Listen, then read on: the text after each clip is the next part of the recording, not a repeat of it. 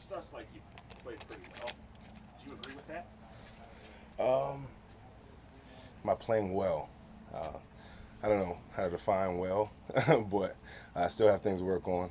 Still looking forward to things to correct.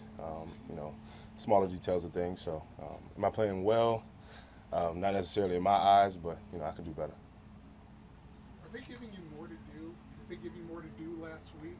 Because Joe Woods has been pretty consistent in saying they're bringing you along slowly. Yeah, I mean, each and every week I become more experienced, and the more snaps I get, the more knowledgeable I become of the game and things like that. So the more I play on the field, the more they're looking to do with me. But I'm just following in their footsteps, and hopefully as time goes on, I become more of a bigger role. So. How close do you think you are to getting to that level where you're out there, almost every snap or whatever? How close are you? It just depends on the coaches. Every week the personnel changes. So whatever the personnel is, or whatever he believes that my attributes can give to the game that specific week, that's what I'll do. But again, I'm following the coach's footsteps. So. Jeremiah, it seems like you do a really good job of avoiding blockers as much as shedding them. Can that be dangerous though, because you've got to be true to your assignment and kind of stay gap solid without taking yourself out of a play? Yeah, I mean, it's a possibility that it could be dangerous. I'm still waiting for the moment for it to be dangerous. Hopefully we avoid that. But I just stick to my game, and whatever that is. I feel like I could take on blockers. I feel like I could dodge blockers, shed, all things that a linebacker encompasses. But we'll see as time goes on. It seems like since you missed that first tackle in Kansas City on the kickoff, Yeah. you've been determined to make the first tackle in every game. Yeah, no. That stuck with me. No, I was really, sick about that. But, I don't really, hold too much on the past. But, always try to make those mistakes or, correct those mistakes. So, and that's what I've been trying to do every week. So. Is it just coincidence that you've been making the first tackle? Maybe a coincidence. I don't know. Speaking of tackling, it seems like you always are low, either waist or lower. Is that really a point of emphasis for you? Yeah, I don't know. I see it as a point of emphasis, but like throughout time, it's just become natural. When I go, hit a running back or tight end or whatever, I don't really think about I'm a chop this guy's legs. It's just it's a natural thing, and that's just how I tackle from now on. So. Do you understand and appreciate Joe Woods wanting to bring you along slowly and not put too much on your plate right away? No, yeah, I appreciate it a lot. As a rookie, you do have a lot on your plate and things like that. As a veteran, you have a lot on your plate as well. But there's a lot of things off the field, on the field, and things you have to handle. I really do appreciate him kind of going at my pace and me going at his pace, and it's a team. So. There's this website, Pro Football Focus, that keeps grading you as the #1 linebacker in the NFL. Does that coincide with the grades you're getting from your coaches? I mean, I don't really, I appreciate it. It means a lot, but necessarily, you don't really, too much harking on that. Just because it kind of puts you in a different world to which, you can see yourself as #1. As you see yourself as #1, the only way to go is, downward. So kind of just, harken and stay in the world that I'm in terms of. Grades from your coaches? Or we get grades, but, those grades don't really necessarily, depict a certain part of the game. It's more of an overall performance, So.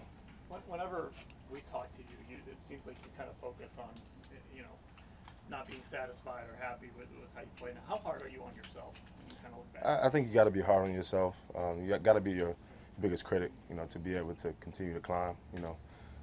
If I think too highly of myself, one day I might go out there and do something not necessarily that I want to do. So I always kind of set the bar high in my mind, but outwardly kind of be humble. So. Jeremiah, four games into your career, what's greatly different about playing in the NFL, and what's just football, the way you've always played? I feel like I've had this question a lot of times, and I always answer it the same. I mean, it's still football to me. Processing does elevate when you get to this level because you're looking at multiple looks. You're in more of a complex scheme, but nevertheless, I mean, it's still football. You still put on cleats and you still put on a helmet.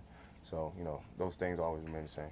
What do you think is the biggest reason or two the defense has been able to put together those back-to-back performances against the Bears and Vikings? Yeah, just a team effort.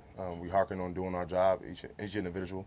One person does their job, another person does their job, and that's what equals a team, and that's what we really lean on is our brotherhood. So. How impressive is the D line been? Oh man, tremendous. I mean, you can see all of the guys getting after them. Everybody making a highlight. You stop the quarterback, which is the number one thing that we try to stop. You stop the quarterback, and you can slow the offense down. So. How much fun does that make your job when they're playing like that? Yeah, a lot more. It looks like the Chargers are throwing a lot to Ekeler, especially in the red zone. Is that a point of emphasis in the game plan? Well, everything they do necessarily is a point of emphasis. That's a great offense, fast offense.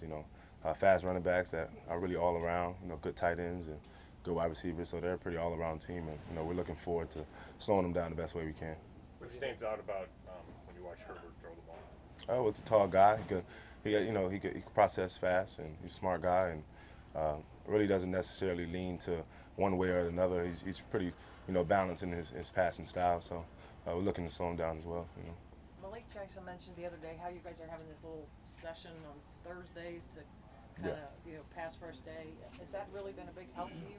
Yeah, I mean, just to be able to put everybody in one room to make the calls and things like that it really, again, speaks on the brotherhood and speaks on the team aspect that we always lean on. So we want to get together and just make sure that everybody's on the same page and with different checks and different calls. So. Has the pass coverage been very? I would think that would be your toughest challenge. Is it? Pass coverage, not necessarily. I wouldn't say toughest challenge. I wouldn't necessarily label anything as toughest challenge. I really view everything as balanced to work towards getting everything corrected. But pass coverage is something that we're always working on as a defense. So. What's Anthony Walker Jr. been like behind the scenes? And, if you guys can get him back soon, what boost would that be? No, I mean it'll be a tremendous boost. Of course, as you guys know, he's a great baller. Has a lot of tackles in his career, and really has a good insight as a veteran. He has a lot of reports on the scouts and things like that, and he was really good at watching film. So we always harken on Anthony to be able to go in there and sit down, and watch film with him, and learn a lot from him. So he's kept up his notes while Oh yeah, oh yeah, got a lot of cheats there.